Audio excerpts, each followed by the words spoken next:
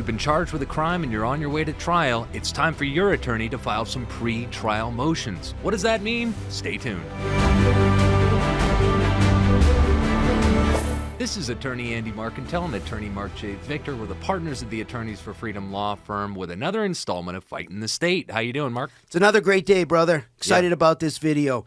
Man, motions practice is so important. You can make or break the case with the motions you file or don't file. Yeah, absolutely. And there are different types of pretrial motions. We're going to get into substantive, non-substantive. What does all that mean? We'll get into it in a second. But I think just a basic place to start. What is a motion? Yeah, basically a motion is you're asking the court to do something. That's how we ask the court to do something. I mean, you can make an oral motion, which sometimes we do. You know, you're in court and you're having maybe one of those simple hearings where you show up and the judge just wants to know what's going on, sometimes called a status conference, a case management conference, a pre-trial conference. It's kind of like, hey, where are we here? What's going on? Hey, judge, we're working on this, we're working on that, we're working on the next thing. Sometimes at the end of that, the judge will say, what do you want to do? Judge, we move to continue this same hearing for 30 days. Let's come back in 30 days and regroup and see where we're at then. That's an oral motion. You're asking the court to do something. But big motions, stuff that really make a difference in the case, you got to put in writing. And this is sometimes I say a good lawyer has to have many different tools in the toolbox. A lot of people will see somebody in court and they're great orators. They can stand there and make a great argument, speak off the cuff, respond to the arguments and positions of the opponent on the other side. But that's not everything. There are other lawyers who are terrible in court, but when they sit down in front of their computer and they put their wordsmith, right? They sit down and they put the right words, they research. And so I always say, and I've been hiring lawyers, as you know, for 30 years now, and it's a real diverse set of skills that you need to be a complete lawyer.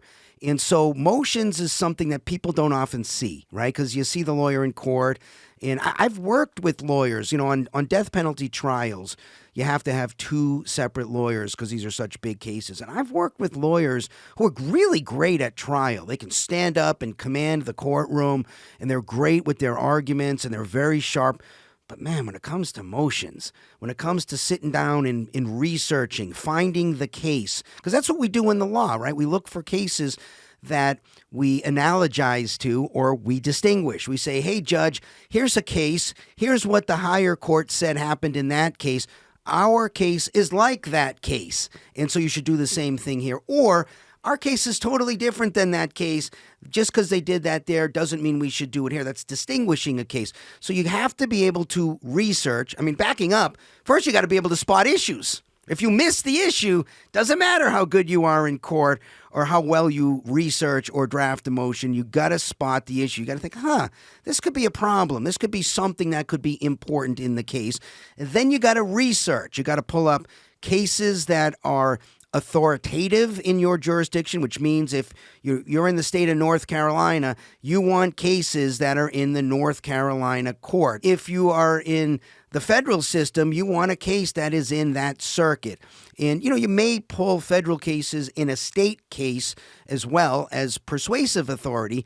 But at the end of the day, that issue is going to get to a federal court on a federal issue. So it can be very persuasive to say, hey, we're in the Ninth Circuit here in Arizona. I know, Judge, this is a state court matter. But here's what the Ninth Circuit says about this federal issue that you are now ruling on. That can be very persuasive. And then you have cases, you know, you're in North Carolina and it's a Michigan case. And you say, look, I know it's not binding on the court, but here's the reasoning that the Michigan court used. And you want to put all this down in a motion. Yeah. And how you structure the motion, right? You want to say, here are the facts. That can be very important too, because the way you present the facts to the judge in the motion, you kind of want to put them in a light most favorable to your client, but you don't want to take too much liberty here because the other side is going to put their factual situation in there. And if you left out important things, then you're going to lose some trust with the judge. And if you lose that with the judge, if the judge says, I can't trust this guy, he misrepresented the facts or he left important things out, I don't trust it when this lawyer says something, you've really hurt yourself as a lawyer. So you put out the facts section in as good a light as you can, minimizing the stuff that hurts you and really highlighting the stuff that helps you in that fact section. And then you say, look, here's what we want you to do, Judge. And then here's the memorandum of points and authorities, which is essentially the cases. You want to say, look, here's a case. Here's what happened. This is called briefing a case, right? Here's what happened in that case. And here's why our situation is very similar to that situation and why you should do the thing that it is we are asking you to do. Yeah. And, you mentioned this diversity of skills that we have to be a good lawyer. You need both the oration skills, the ability to command the courtroom, but also the legal mind to be able to research and write and properly advocate for your client in a pleading and a filing with the court. And of course, there are many fields of law, and there are many lawyers that never set foot inside of a courtroom. Many fields of law, you think like tax law or real estate law or contract law. Most of those lawyers spend the vast majority of their practice, if not all of it, outside of courtrooms, advocating for people in pleadings. Now, criminal law is one of those fields of law. There's a couple of fields of law that are known, kind of notorious for, these are lawyers who spend a lot of time in courtrooms. Criminal law is definitely one where we're required to be in court a lot. But even amongst criminal lawyers, I think of appellate practice lawyers, for example, that don't spend a whole lot of time in courtrooms. They do most of their argument in pleadings.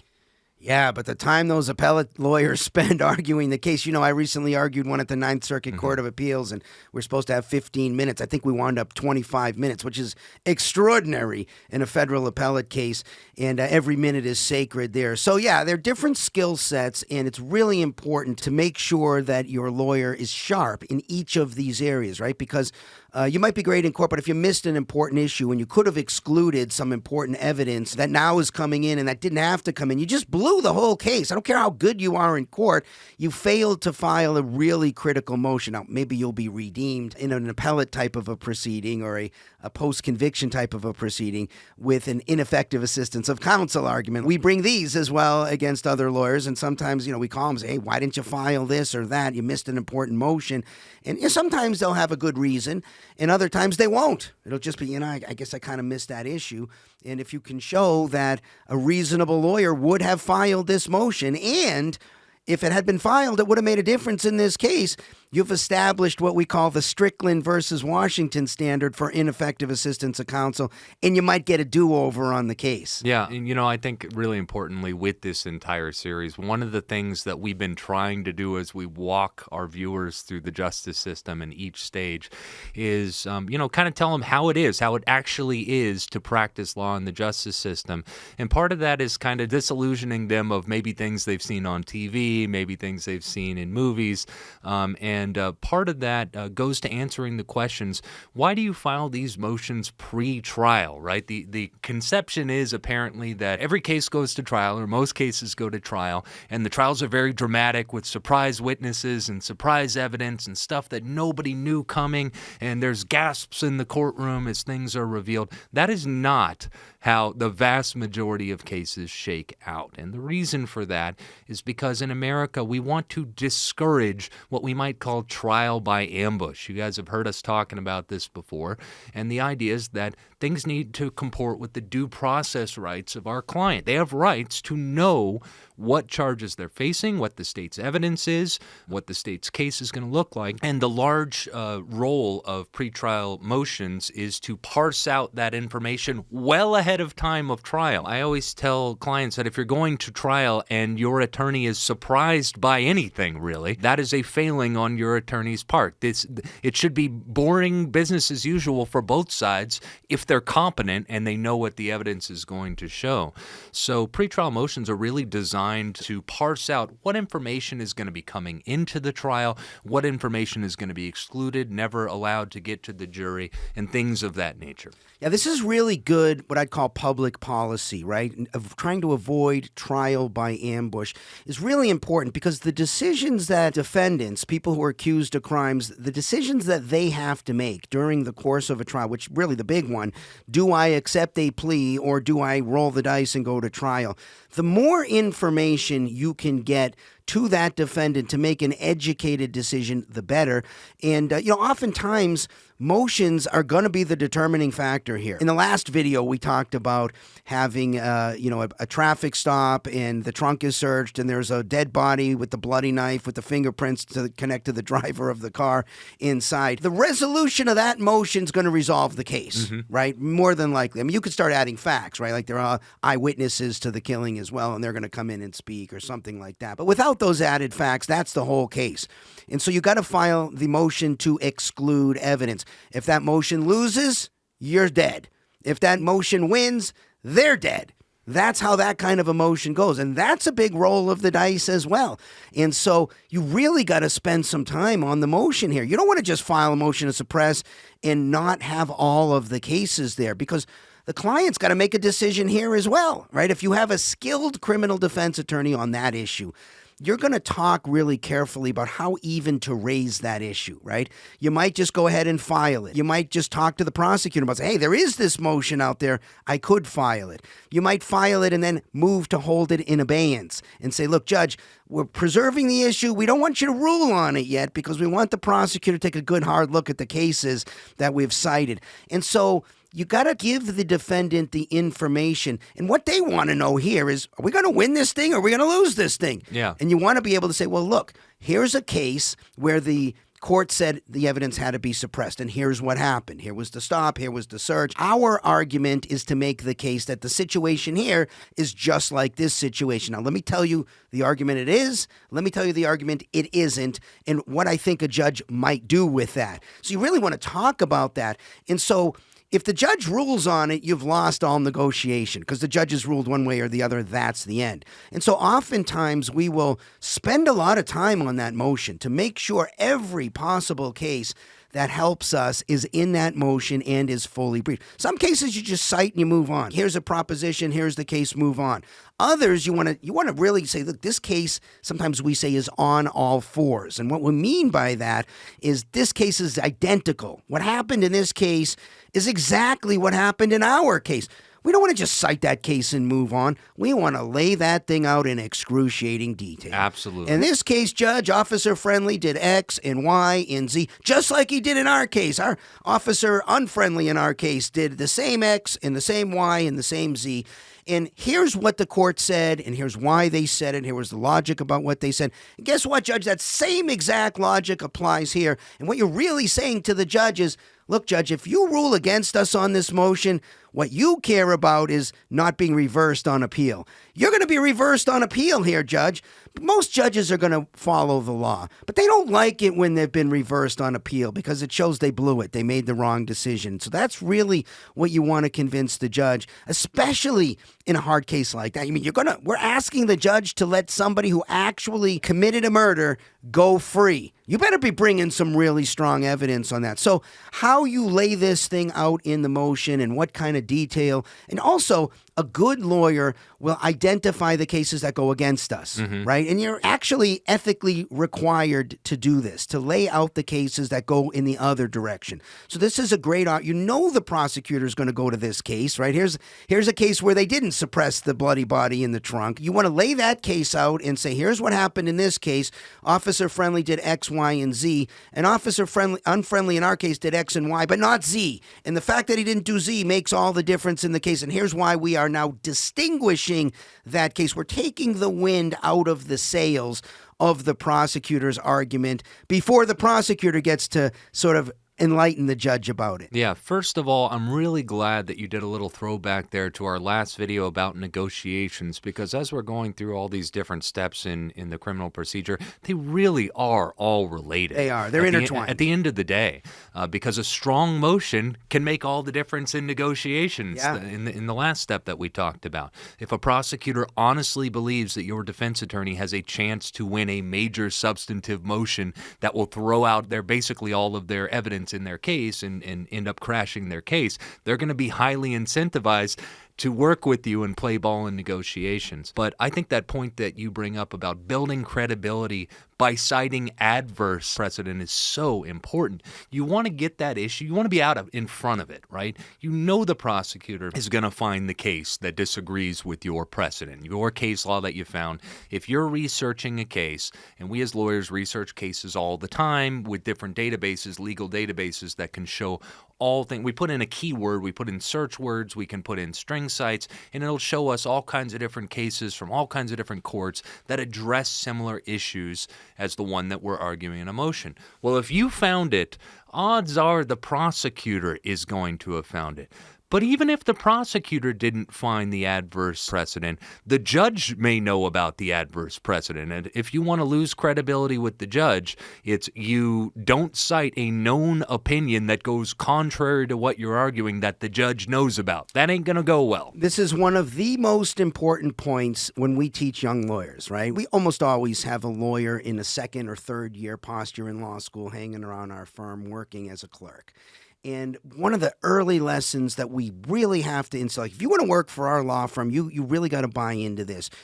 Just like in life, in the courtroom, your credibility is everything. If you lose credibility with the judge, they're going to just say, I can't believe this lawyer when this lawyer comes into court. So the last thing you want to do is lose credibility, not just with the judge, but with the prosecutor. So the next time you call up this prosecutor and say, hey, I think we got an issue in this case, you don't want this prosecutor. I know this guy's full of BS. I don't listen. I don't take that seriously.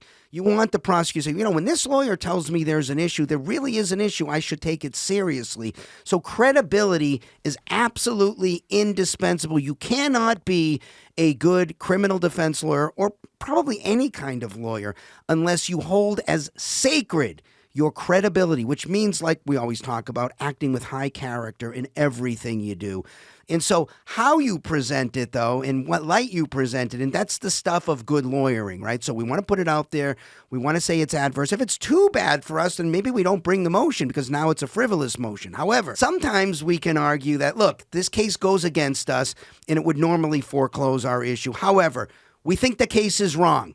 Here's why we think it's wrong. We are arguing, Judge, for you to go against this case. Now, sometimes if it's an appellate court case or it's a Supreme Court case, the judge will say, look, I don't have the authority to do that, so I'm going to rule against you. But I recognize, counsel, why you're putting it out there, because you want to preserve that issue, and then if we lose, float it up the chain as an appellate issue to ask the Supreme Court to relook at this issue. Maybe it's because other things have changed in the law. Maybe it's because you got a different Supreme Court than originally ruled on that issue.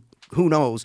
But you got to act with high character and integrity at all times in every single thing you do, because character is one of those things that can take your entire career to build it and build it and build it. You can blow it on one frivolous motion. Yeah, and then sometimes there is no guiding precedent for Those a are the ruling. best. Those are Yeah. really fun. They're exciting because you get to make creative arguments. You'll still reference as similar cases as you can possibly find and try to creatively draw common ground between a good ruling and your novel new issue that hasn't been litigated yet.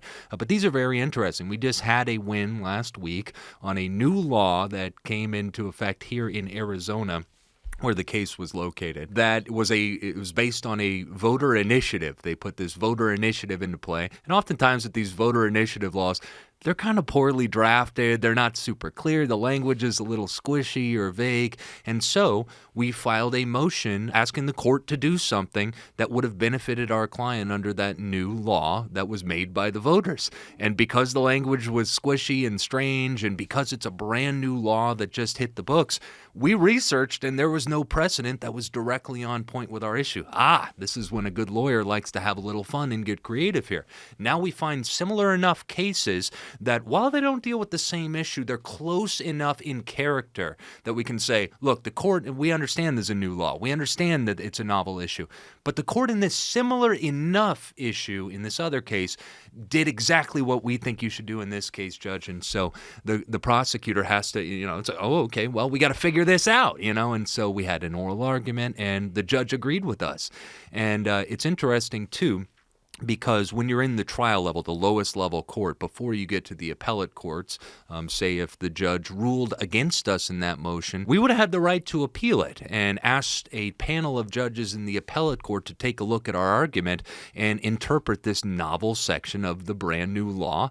And if they had agreed with us, all of a sudden, precedent from a higher court has been created to dictate what happens in the lower courts. And those are really, really exciting cases.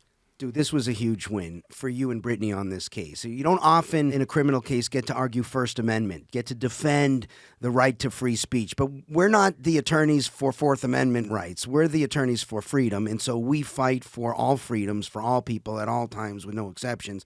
And this was one of those rare opportunities, which does come up in criminal law. You get to sometimes a criminal law will infringe on somebody's right to free speech. And you and Brittany took this one. This was with Goldwater Institute, yeah, was Goldwater sent it Yeah, over. they asked us because they're a pro-freedom group and they do all this work and they know we're a pro-freedom firm, so they farm cases over to us Every now sometimes. and then they'll send us a really interesting one, and we like to take those cases pro bono because, as we've said many times, if we like the case and we think it's an important freedom issue that will benefit society in some way, we'll do it just for the freedom of it. I know this is a little segue, but we took one off these guys during the COVID times, right? Remember that one? Very high profile. Yeah, it was a very high profile. Okay, maybe we could put a link to that video in there. But this was, crazy COVID restrictions and business owner who didn't want to be the police officer and enforce the crazy COVID restrictions, and her failure to do that got her charged with a crime. And we got to argue the case and defend her, and she was very grateful. We got that case dismissed as well. And again, it's the power of bringing a good motion in the case, the power of spotting the issue, researching this thing very carefully, and in your situation, a case of first impression, we call it, which is we don't have a case that is on point with this, and so we have to argue for the judge to make the right decision here. And this was a super big one for you guys. It was a huge win. I know Goldwater's going to be talking about it as well to their group. And so, yeah, both of those we did pro bono. And because freedom is more important than money. That's right. It doesn't mean we take every case that is freedom related for free, but because we still have to make a profit. We're still capitalists. We got to make payroll and things like that. But if we can take the right case that's a pro-freedom issue and do that either for free, as pro bono as we did in those two cases, or a reduced fee. We do reduce fees all the time. Now we're talking sort of non-AOR cases. That's a separate program our firm does. But I think some of our AOR clients forget we're a full working law firm that has been in business over 27 years now, and we do a lot of pro-freedom cases. So we sometimes will reduce hourly rates. We also did this on a case in Hawaii during COVID where we sued the governor in that case. That was fun as well. It's not the first time I've sued a governor, so I love going after the state and fighting the state. That hence the name of this whole series. Absolutely. But anyways, yeah, back to motions. These two cases are great examples of how motion practice can really make a huge difference. And people, I think, undervalue motions and how motion practice works because you don't see it. It's not something you see on TV. It's not something you see at trial. It's the lawyer working late at night in front of the computer with cases all over the place, right? You got cases everywhere and stuff highlighted, and you're bringing quotes into the brief that you're putting in the motion, and it's really fun stuff. I love it. I love it when my desk is covered with all these different cases from all these different places, and I'm crafting the argument. Where do I drop this quote in? Where do I drop this case in? Make decisions about what cases should go in and what cases should not go in. And we should also talk a little bit about just the procedure, what happens after you file the motion. We'll talk about the procedure in a second, but I think you're on the subject of things that people don't see on TV. I think it's a good place to kind of mention something that it's undervalued, as you put it, which is, yes, when you file motions, a huge advantage can be created for our clients if there's good issues and they're likely to succeed and the prosecutor believes they're likely to succeed and hurt the state's case. Obviously, those types of things, they're benefits of filing motions. But there's another more practical, real-world benefit to filing motions, which is something we might refer to as the pain in the ass factor for the prosecutor, which is that if we file a whole bunch of motions, just practically, in the real world, that prosecutor understands if they got to respond to them, That's going to take a lot of time and a lot of resources. And while, the decisions of the justice system should be made on the merits of the arguments only, we are certainly not above, when advocating for a client, getting benefits from the fact that we've created a lot of work for the prosecutor. Obviously, we wouldn't file a motion for a meritless reason, but this is one more reason why practically it's important for a good attorney to spot as many issues, as many colorable issues as they possibly can, because the prosecutor doesn't want to take the time to respond to all of that if they could just get rid of the case with something like a plea. Yeah, this is a great point, and I'm glad you brought it up, because people have to really understand the context. And I think if you're not working in the system, you may not understand the context here. So just to fill in a little context, there's a group we call the Courtroom Work Group. And they handle 92% of the cases in the system. It may be a little different state to state, but we're talking about the judge, we're talking about the prosecutor, and we're talking about the public defender. Oftentimes, public defenders are assigned to the same courtroom or the same judge and something. So they're all buried in work. The system is completely overloaded and drowning at all times. At all times. All of these criminal justice systems in every state, they are buried with work. You also have to remember that the prosecutor is on a salary. They don't make more money if they work harder. Same with the public defender and same with the judges. So there is one interest that the three of them share together. Moving that case. Efficiency. Moving that case. We got to move the case. And this is why, just to pause on public defenders for a moment, there's some excellent lawyers at the public defender's office. And this is what I tell them that I say about them. And they say, good, Mark, because this is fair, which is, I think the percentage of good lawyers and bad lawyers in the public defender's office is probably about the same as the percentage of good and bad lawyers in the private bar. The big difference is the volume of cases, right? The public defender shows up in the morning and some supervisor or paralegal or something presumably walks in the office and drops a big pile and says, here's your new cases for the week or whatever. And they have no control over this. When somebody comes into our office, we can say pass. We don't have to take. We can say, sorry, we're too busy. We're going to refer it somewhere else. Or we can accept it. We could reduce the fee. We have lots of different options. I can hire another lawyer. We can do all kinds of things. When you're a public defender, you don't have that sort of safety valve flowing the cases. Well, the same is true with the prosecutor. Most of these low-level prosecutors, right? Somebody walks in and drops cases on their desk, right? There's usually a charging unit. They charge the case, and then it goes out to another unit that does the case. And the same with the judge. Hey, somebody assigned cases to your docket. So they're all trying to move cases. So the value of taking up the prosecutor's time is critically important. You can't understand the pressure points of the system properly unless you understand the value of time. So what we're essentially saying to the prosecutor here is, when they see our name on the notice of appearance, when they get that notice of appearance and they see, the defendant has retained the Attorneys for Freedom law firm, they have to go, this thing is going to take up a lot of time. Those guys file a lot of motions. Some of them are just crazy motions for everything. And this is going to take a bunch of their time. The thing that's important to understand is the prosecutor has the power to make this case go away at any time. And we want to lay that out there for them, which is essentially, look, here's a bunch of motions. Think a bunch of time is going to be wasted on your calendar. You're going to sit down, because a lot of these prosecutors draft their own responses to these motions. And so here's how you can make it go away, Mr. Prosecutor or Miss Prosecutor. Here's a plea offer our client would take. You don't even have to respond to these motions. Give us this plea offer and we'll gladly go away. Yeah, absolutely. You got to understand that to understand motion practice. I'm glad we took that little detour there to talk about that, because that's just a real world concern that they don't teach you in law school. You can't learn it in a book. It's just something you get from practicing a long time. And the value of time and using it as another tool in your toolbox is so important. We'll come back to this when we talk about sentencing issues, right? Because the judge has the same pressure. And there are a lot of times we essentially say to the judge, look, we're going to have a big pre-sentence hearing. We're going to take up a lot of your time. Unless, of course, you agree that my guy should get this particular sentence, then we don't need to call all those witnesses. So same idea. Stay tuned for that, because that's an important tactic. Same idea applied to the judge at sentencing as now applied to the prosecutor pre-trial in motions practice. All right, so back to the procedure of pretrial motions practice. It can be broken down like this in most jurisdictions. The moving party, so the party that is asking the court to do something, files a motion. This can be actually done orally only, as you mentioned, in some less substantive, less meaty, if it's just something more along the line of a routine request. But if you're asking for a big thing, you need to brief the motion, and the moving party files the motion.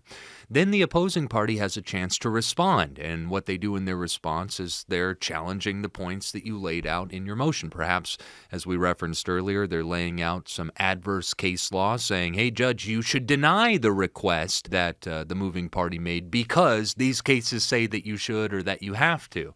And then usually jurisdictions allow the original moving party to file a reply, which is kind of a short retort to the opposing party's response. So it goes back and forth a total of 2 times.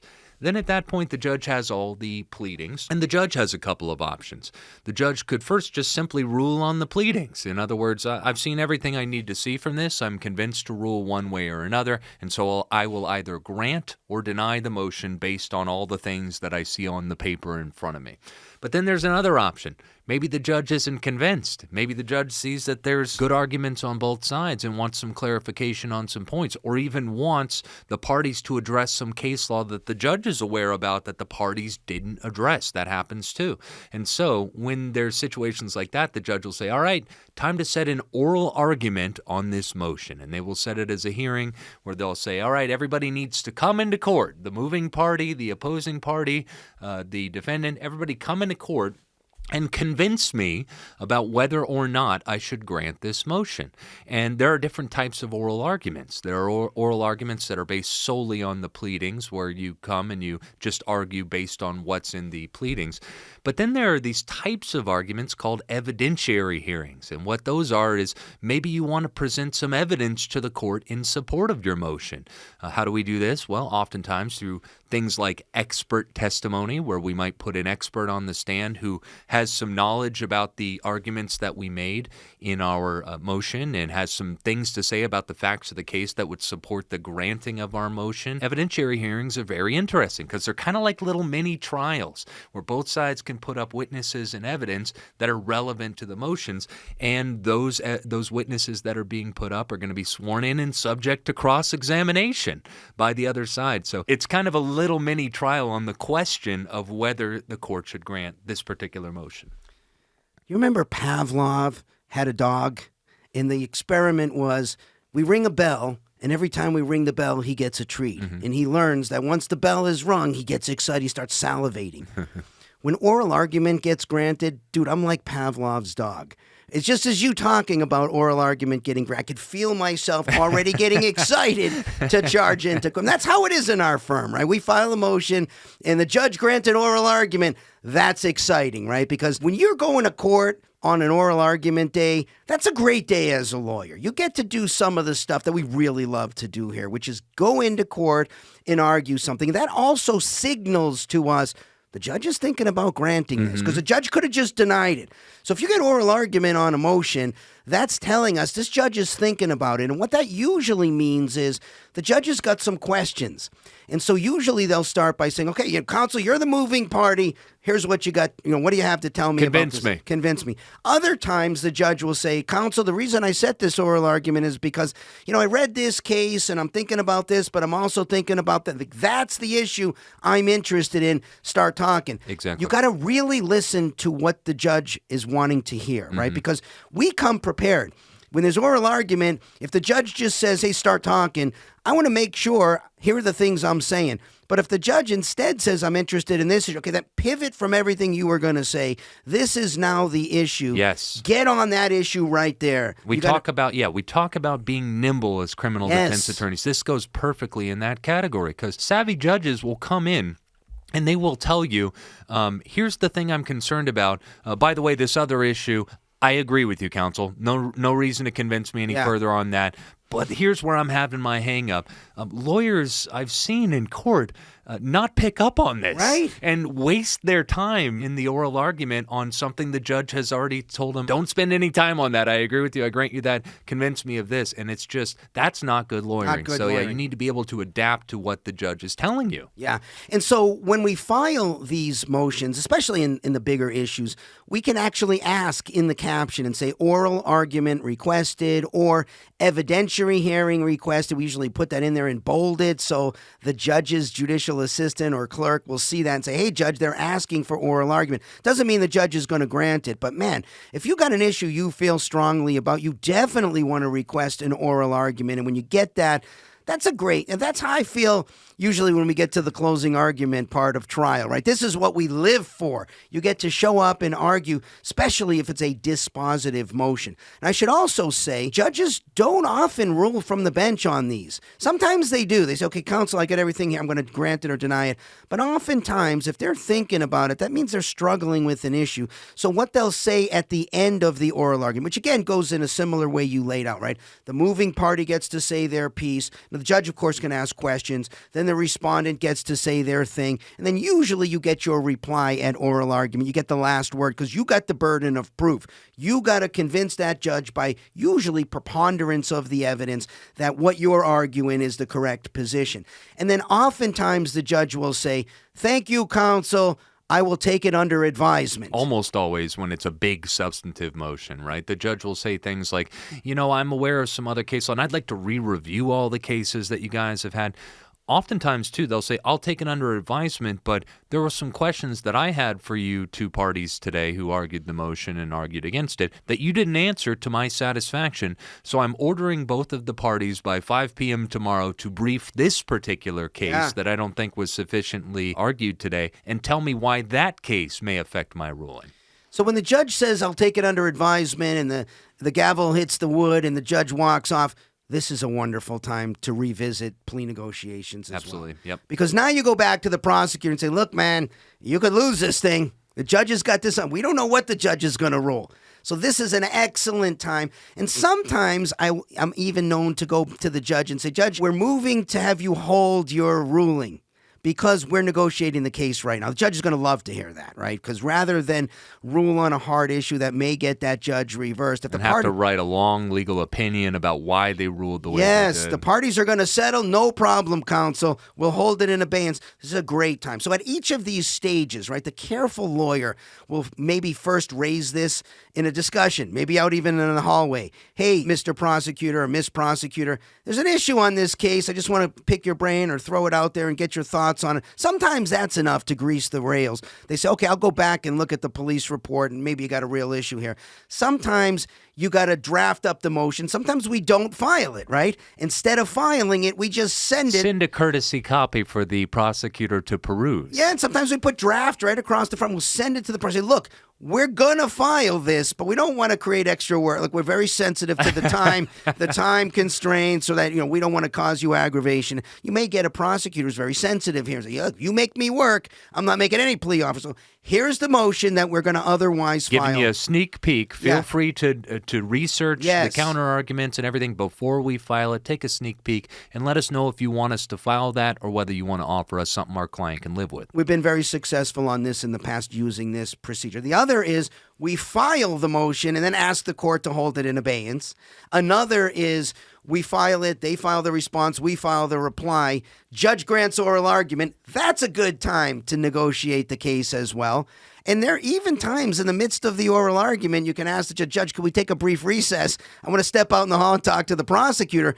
You can make a deal right there on the case. In fact, this happens at trial as well. Mm-hmm. Sometimes after a witness, you might step out in the hall and say, we'll offer to settle the case right now because something just happened that changed the landscape of what we're looking at. So a good criminal defense lawyer will not miss any of these opportunities to now return to negotiation because at the end of the day, that's why we're filing the motion to get this case resolved. Our goal at the 30,000-foot view is to get our client out of the woods of this situation, the most expedient, least annoying. Sometimes I'll say to a client, look, here's the situation. Imagine the justice system is coming for you. Think of the justice system like this big, giant Tasmanian monster with one eye, and it's high on crack. It can't be reasoned with, and it wants to eat you.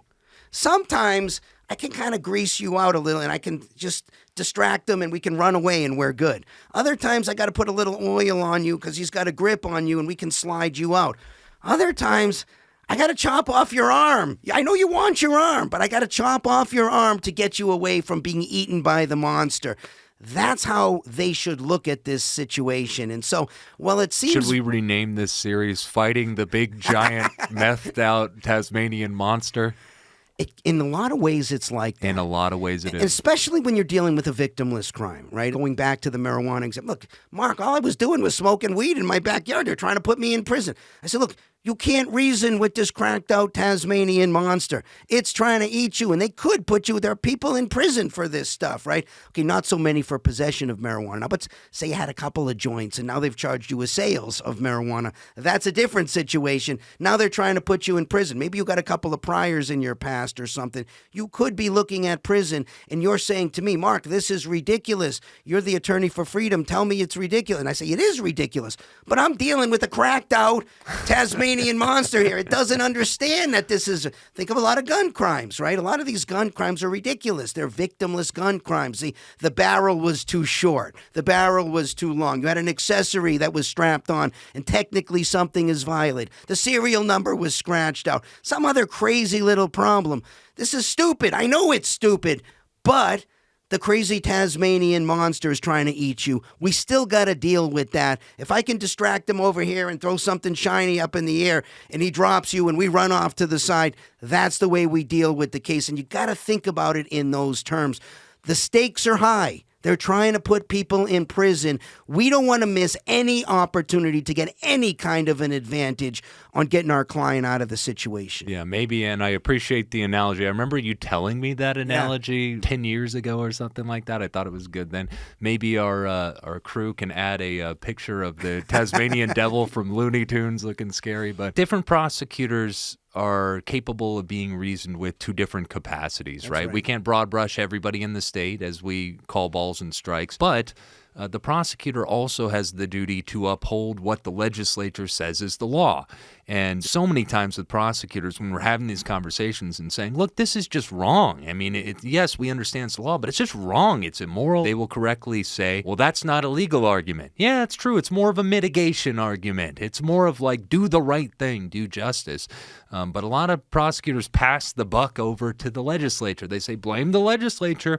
They're the ones who made the laws so harsh here. We're just following orders. We're just doing our job. So, yeah, oftentimes you are dealing with something that's not willing or capable of being reasoned with. Yep. Okay, I think with the last few minutes of our time here, let's just talk about a couple of different types of motions. We'll go through the list pretty quick here and say a few things about it. I should mention this is definitely a non-exhaustive list. The list is literally endless because you can ask the court to do anything if you have legal grounds to do so. But I've broken this list down, Mark, into two different types of motions that you would file pre-trial.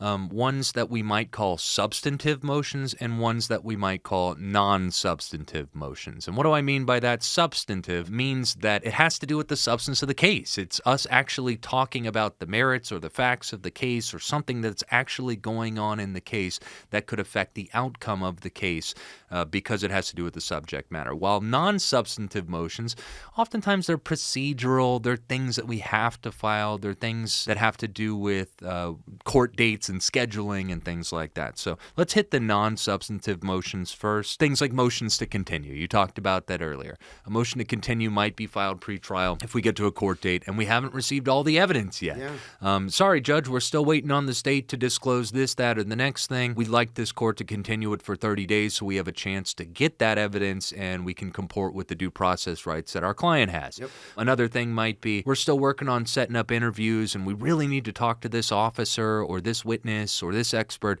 but their schedule just hasn't hasn't allowed it yet. Judge, we need more time. We need to continue. Things like that could be the basis of a motion to continue. Yeah, maybe we did the interview. We found out there's a great motion to suppress. We want to continue the trial because that suppression motion is going to resolve the case. So, yeah, motions to continue virtually anything are very, very common in the criminal justice system. Another one you've heard us talk about before if you've watched this series, which is a motion to modify release conditions. You remember way back to one of those early episodes where we were talking about pretrial release. In other words, what are the rules going to be while the case is pending? This would go into the category of non-substantive motions, where we're asking the court to allow some leniency or change the rules for our client of what they have to do while they're out on release, right? This could be asking the court to reduce their bond or let them out of jail or lower their level of supervision with pretrial services. Take an ankle monitor off, Yeah. change a curfew time, Yep. let them live somewhere else, something, let them travel out of state for something. Those kinds of motions are really common. Yeah, and obviously this is non-substantive because it doesn't have to do with the outcome of their case or the facts of their case. And, oftentimes, as we talked about, when people come into this office or maybe they start the case in custody, the main thing they want is to get out of custody, right? But we always have to explain to them, like, yes, we want you out of custody too, but that's a short-term win, right? It's a short-term win to get you released from custody with the criminal case still pending. That's the substantive long-term win. So that's non-substantive. Things like motions to allow travel. Yep. Most jurisdictions will say if you're charged with a crime, you can't leave the jurisdiction without permission. No problem. We can file that for Someone our in the clients. family's getting married in another state, something like that. Marriage, funeral, Yeah. even vacations, things like that. That's right. Courts will allow within reason. Motion for change of venue.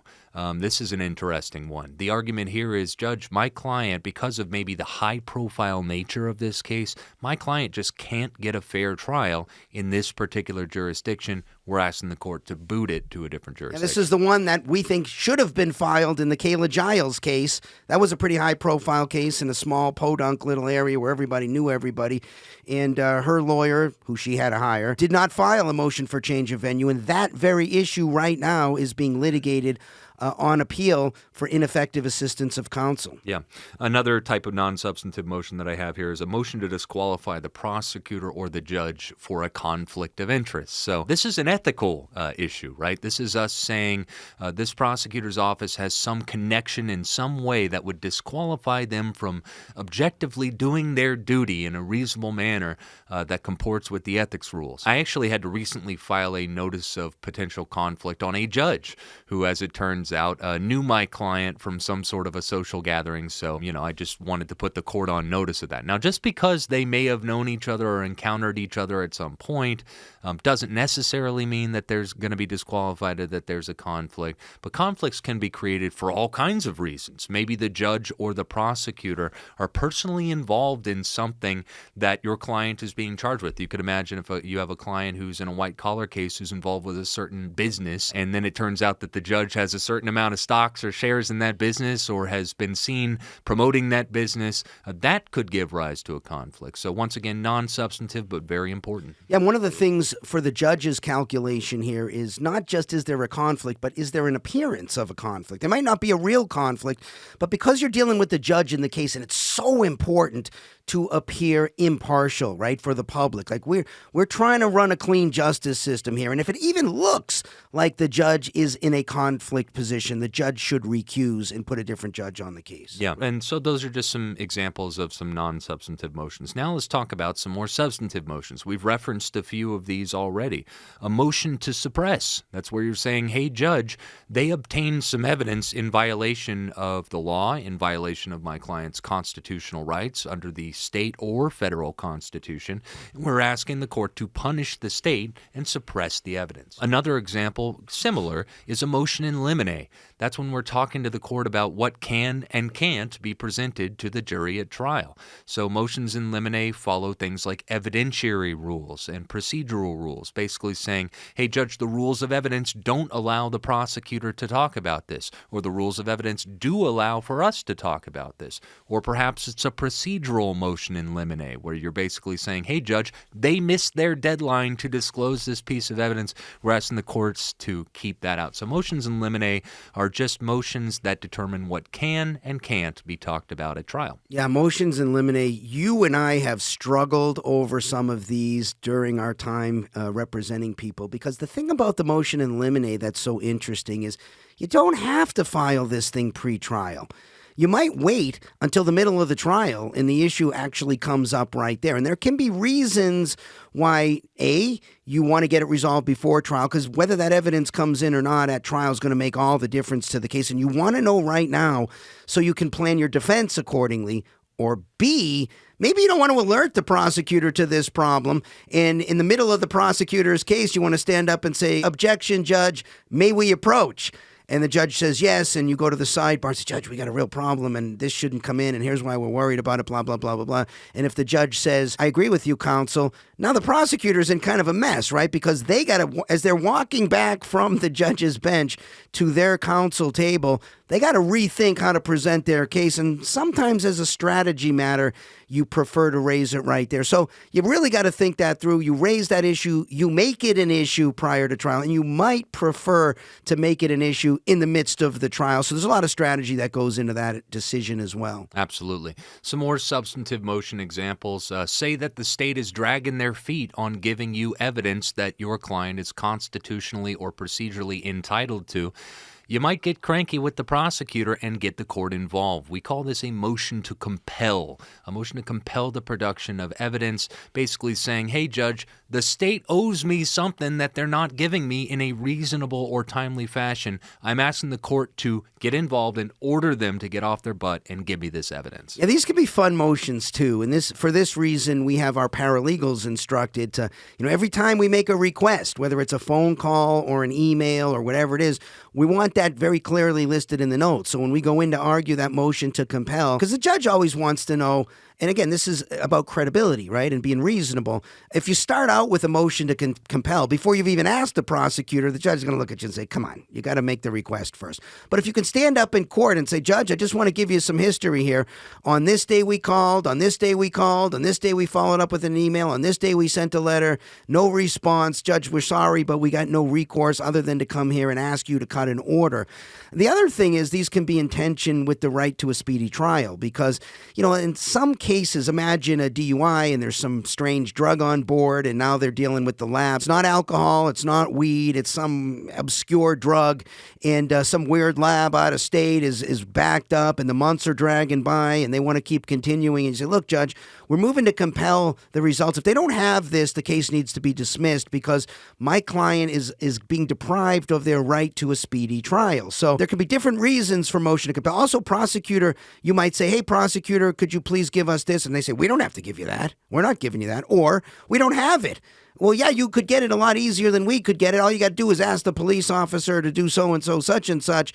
"I'm not going to do that. You get it yourself, counsel." Okay, that could be a motion to compel, which could show the prosecutor being unreasonable and maybe get the judge more on your side. "Judge, we wish we didn't have to do this. I've asked. Here's the rule. It says they should provide it. They're not providing it." And when the judge looks over to the prosecutor and says, "Really? Why? You really want me to cut an order to tell you to do what you're required to do under the rules?" Like that's a good day for us in court as well. Absolutely. And actually, on one of Emma's cases, she just had to file one of these earlier this week. And how the judge handled it is, and by the way, Emma had asked this particular prosecutor for this evidence for a period of a couple of months, and there was no progress on it whatsoever. So within the bounds of professionalism, she tried to avoid having to get the court to scold the state, but it finally got to that point. And the judge's response was to set a deadline and say, "Hey, state, you got 2 weeks. You got 2 weeks to produce it. And of course, if they don't produce it in that period of time, we're going to have other recourses. We'll be able to go back to some of these other pretrial motions to punish the state for not complying with those deadlines and due process rights and everything like that." So it all intertwines together. A couple more examples of substantive motions. You might have a motion to remand. A motion to remand is when you say, "Hey, Judge, there's a problem with how this case was presented to the grand jury." So if you have a case that started out with an indictment by grand jury, which many serious cases do, depending on jurisdiction you're in, there are certain rules in every jurisdiction about what the prosecutor needs to do. and what they are and aren't allowed to present to a grand jury, and prosecutors screw these rules up on a pretty regular basis. Unfortunately, not all defense attorneys carefully scrutinize the grand jury presentation, but we do in every single felony case that we have. Yeah, you and I once got a homicide case thrown out We did. on this very issue. We did. So rather than get into that, these can be important motions. And I think a big reason that some defense lawyers don't pursue these, you got to do them quick usually. Right at the beginning of the case, sometimes it can be hard to get that transcript and you got to review it. You can't challenge it and say, hey, they just made a mistake on their judgment. But something about the way it was presented. But these can be, again, very fruitful areas to even entice the prosecutor into a negotiated deal. Sometimes we have these pending and they say, I'm going to have to represent this case. How about instead of that, counsel, I give you this plea, go away. So that can be a fertile area as well. Another type of motion is, say we have a really important witness that we want to interview, that both sides agree need to be interviewed, or that one side or another really wants, but they're not being compliant. They're refusing to give an interview. They're not willing to come in and talk. They want nothing to do with this crazy criminal proceeding that's going on. Well, we can ask the court to compel them to come in with something called a motion for deposition. Yeah, I'm involved in a case right now where important witness has died. And prosecutor never moved to do a deposition. And so there's some litigation going on right there. But these can be very important issues. And that's right. You got an important witness who is going to pass away. You better get a deposition on the books right there, which means the other side needs to be present and the witness needs to be subject to cross-examination. Otherwise, you risk losing that testimony forever. And if that's important testimony, you just made a big mistake because you didn't move for a deposition. Yeah. Last thing I'll mention here is that it is possible to file a motion to dismiss a criminal case as a pretrial motion, but it's very rare that a motion to dismiss is appropriate in a criminal case. And the reason is because these are generally regarded as questions for a jury. This is a question for at trial. The judge is not the fact finder, right? The judge is supposed to be the neutral party.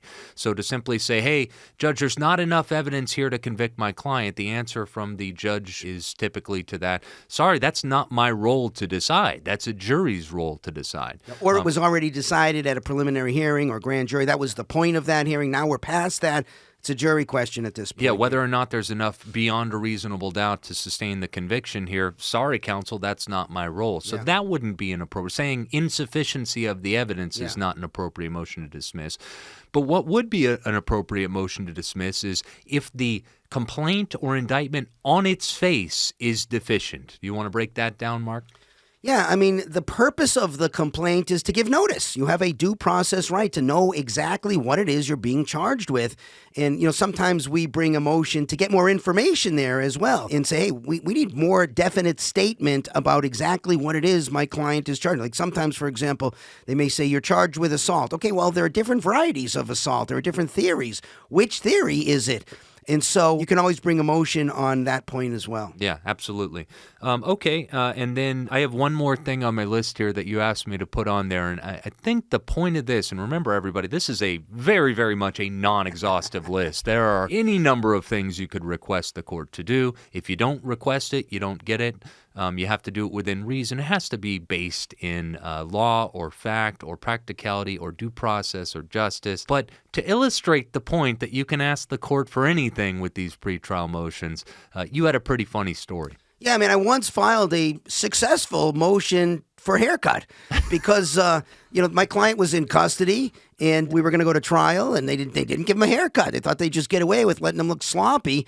And so I filed a motion for a court order to order the jail to give my guy a haircut. I've also filed motions to have the sheriff's deputies in the courtroom during trial stand far away so my guy doesn't look like a threat, or to unshackle my guy, or for, clothing or things like that. I think the point of this is essentially you can ask the court for anything pretty much within reason that you want, and the judge will make a ruling on that. Now, if you ask for something ridiculous, you lose credibility with the judge. But I was very serious about that motion, and the judge granted it, and it happened. And so if something needs to be done a certain way, I would always say err on the side of filing a motion, because, failure to file a motion on appeal is going to be seen as what we call waiver, right? If you could have brought the issue to the judge's attention at the trial, trial or prior to the trial, and you didn't do that, you've deprived the judge of an opportunity to fix that, and the Court of Appeals is going to say, you waived that issue. You can't now raise it for the first time on appeal. So